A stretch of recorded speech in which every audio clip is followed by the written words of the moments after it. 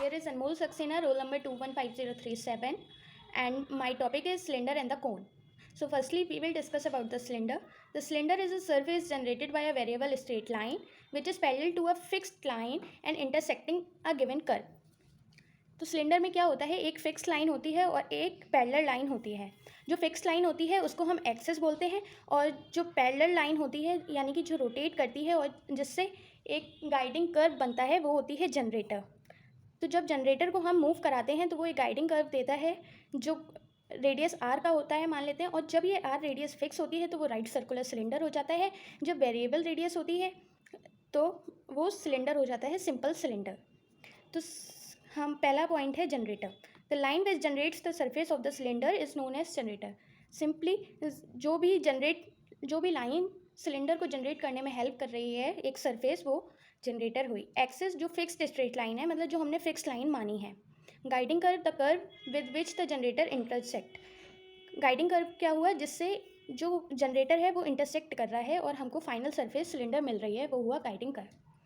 Now equation of cylinder. The equation of cylinder whose generators are parallel to the line x by L is equal to y by m is equal to z by n, and the base is the conic ax square plus by square plus 2hxy plus 2gx plus 2fy plus c is equal to 0 where z is equal to 0. तो यहाँ पे क्या होता है, हम कोई भी हमारा सिलेंडर हमने बनाया, उस पर जो जनरेटर है हमारा, मतलब फिक्स लाइन जनरेटर की है, उस पर हमने एक पॉइंट मान लिया x1 y1 z1, और हमें जो एक लाइन दे रखी है x by L y by m is equal to z by n, उसके डी आर्स क्या हैं. जब दोनों लाइन हमारी पैरेलल हैं, एक्सेस और जनरेटर पैरेलल है, तो हमारे डी आर्स इक्वल होंगे. So in the solution we can find the equation. How? Equation of generator will be x minus x1 by l y minus y1 upon m is equal to z minus z1 upon n, and it is given that z is equal to 0, which means this is meet the basis z equal to 0. So the equation we get is x minus x1 upon L is equal to y minus y1 upon m is equal to minus z by n. So the required points will be, let's say, at Q, and its coordinates will be x1 minus L by n z1, y minus m upon n minus z1, and 0. This point will satisfy the base equation, and when we put the values in the base equation we get this required equation, which is the equation of simple cylinder. Now we will discuss about the right circular cylinder, which is the second type of cylinder, and in this type of cylinder the radius r is fixed. A right circular cylinder is the surface generated by a variable line which is parallel to a fixed line and is at constant distance. Simply वही है कि right circular cylinder में radius जो होती है वो fixed होती है. इसकी इक्वेशन हम निकाल सकते हैं, जैसे कि हमने एक मान ली सिलेंड्रिकल सरफेस, उस पर हमने एक ए पॉइंट ले लिया और एक पी पॉइंट ले लिया हमने जनरेटर पर. एक पॉइंट हमने एक्सेस पे लिया, एक पॉइंट हमने जनरेटर पे लिया. तो एक एक कोऑर्डिनेट्स हमने ले लिए अल्फा बीटा गामा, और पी के पॉइंट्स ले लिए हमने एक्स वाई जेड, और हमारी जो रेडियस है वो है आर, कैपिटल आर. और हमें पता है राइट सर्कुलर सिलेंडर है तो यानी कि एंगल 90 डिग्री होगा, तो हम यहाँ पे लगाएंगे Pythagoras theorem. The equation of right circular cylinder whose axis is the line x minus alpha by l, y minus beta by m, and z minus gamma by n, and radius r. So when we put the Pythagoras theorem, it will be AP square is equal to PM square plus AM square. AP will be calculated as by the distance formula x minus alpha square plus y minus beta square plus z minus gamma square, and PM is given as R. So by having the values of AM, AP and PM, we will put all these value in the Pythagoras relation. AP square is equal to PM square plus AM square. And while putting the values, the required equation is the equation of right circular cylinder. The next part of cylinder is enveloping cylinder. The locus of tangent lines to a sphere which are parallel to a given line is a cylinder known as the enveloping cylinder of the sphere. Cylinder को enveloping cylinder में हम क्या देखते हैं, मान लिया हमने कोई भी एक स्फीयर लिया और उसको जब हम उसके टेंजेंट को जब हमने रोटेट कराया तो हमारे पास एक सरफेस मिलती है जो होती है cylindrical surface, and this is known as enveloping cylinder. मतलब हम जब किसी स्फीयर को एनवेलप करेंगे, मतलब कोई कवर करेंगे, तो हमें जो सरफेस मिलेगी वो हमें मिलेगी सिलेंडर. इसकी इक्वेशन हम निकाल सकते हैं. मान लिया हमें स्फीयर की इक्वेशन मिली हुई है x square plus y square plus z square is equal to a square, and line की इक्वेशन मिली हुई है x by l is equal to y by m is equal to z by n. तो हम मान लेते हैं कोई भी एक P पॉइंट उसकी टेंजेंट एक्सेस पे, मतलब सिलेंडर पर x1 y1 z1 be any point on a tangent line parallel to the line. Then the equation of tangent line will be x minus x1 by L, y minus y1 by m, z minus z1 by n. कैसे आया? Similarly वही case हुआ है कि parallel lines हैं तो उसके Diaz equal होंगे. Any point on the line is in the form, इसको हमने इज इक्वल टू के रखे जब सॉल्व कर लिया तो हमको कोऑर्डिनेट मिल गए L k plus x1, M k plus y1, N k plus z1. हमको जो भी पॉइंट मिले हैं वो हमें पता है हमारे स्फेयर पे हैं, मतलब हमारे स्फेयर पे वो लाई करता है तो वो स्फेयर की इक्वेशन सेटिस्फाई ज़रूर करेगा. तो हम वही अपनी इक्वेशन में रख देते हैं, l k plus x1 square plus m k plus y1 square n k plus z1 square is equal to a square. So हमने इक्वेशन इसमें रखी तो हमें ये एक क्वाड्रेटिक इक्वेशन मिलेगी के टर्म में. यहाँ पे जब हम सॉल्व करके देख रहे हैं तो हमको एक इक्वेशन मिल रही, इसको जब एक्सपेंड करेंगे तो हमको एक इक्वेशन मिल रही है के स्क्वायर के, यानी कि क्वाड्रेटिक इक्वेशन मिल रही है के टर्म में. अब के टर्म में इक्वेशन तो मिल रही है तो जरूर ही इसके दो रूट्स होंगे, लेकिन हमें ये पता करना है कि इसके दो रूट्स कैसे होंगे.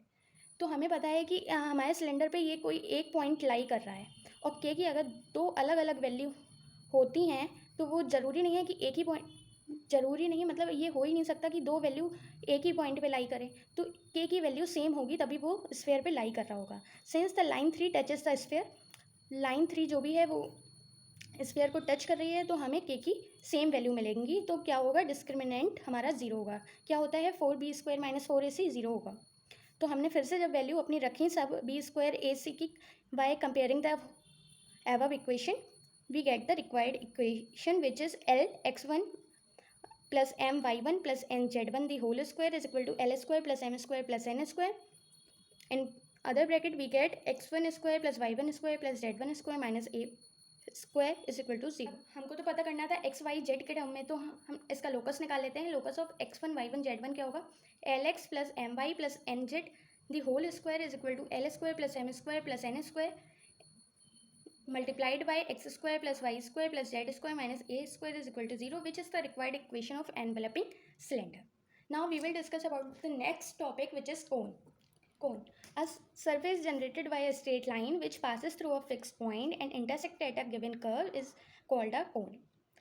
इसमें भी हमारे पास एक जनरेटिंग लाइन होती है और एक गाइडिंग कर्व होता है. जब हम उसको रोटेट करते हैं, एक जनरेटिंग लाइन को गाइडिंग कर्व के अलॉन्ग जब हम रोटेट करेंगे तो हमको अपनी रिक्वायर्ड सरफेस एज अ कोन मिलेगी. इसमें जो ए पॉइंट होता है, मतलब बिल्कुल स्टार्टिंग वाला जनरेटिंग पॉइंट का स्टार्टिंग पॉइंट होगा, उसको हम जो भी फिक्स्ड होता है उसको हम बोलेंगे वर्टेक्स.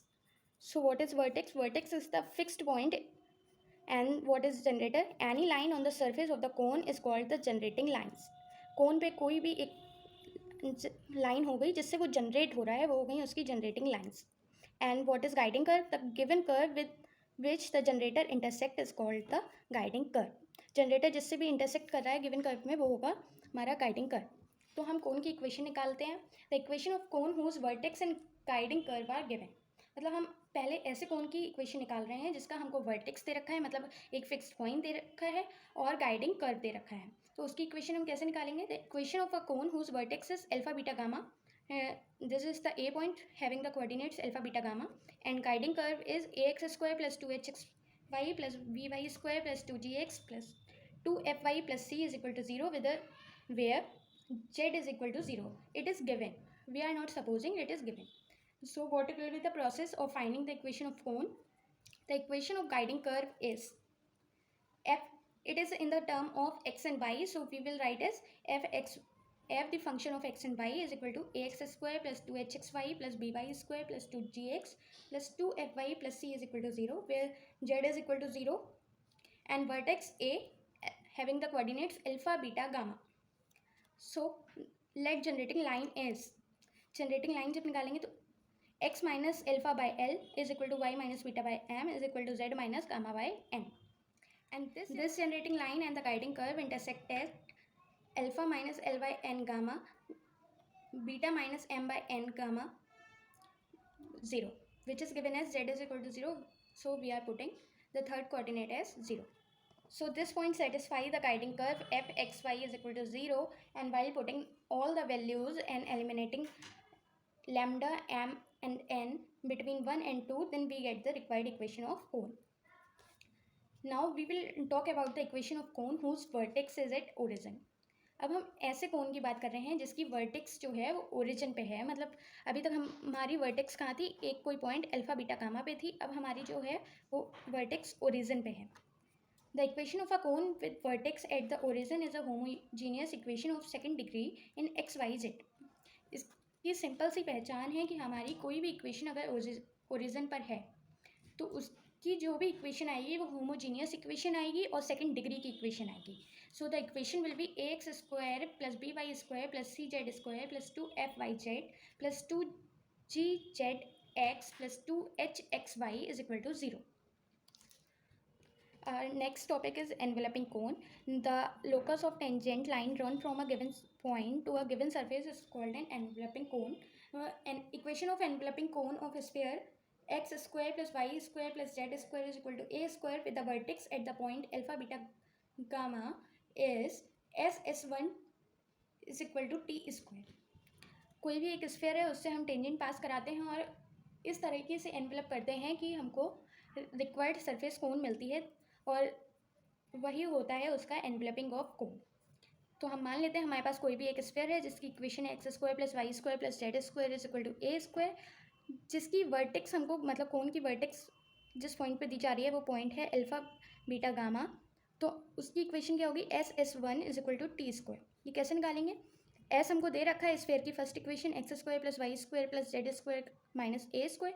s1 हम निकालेंगे तो हमको जो पॉइंट दे रखे हैं उसको सेटिस्फाई करा देंगे, alpha square plus beta square plus gamma square minus a square and T will be the multiplication of both alpha x plus beta pi plus gamma z minus a square, and we get t as by multiplying the coordinates x y z and alpha beta gamma.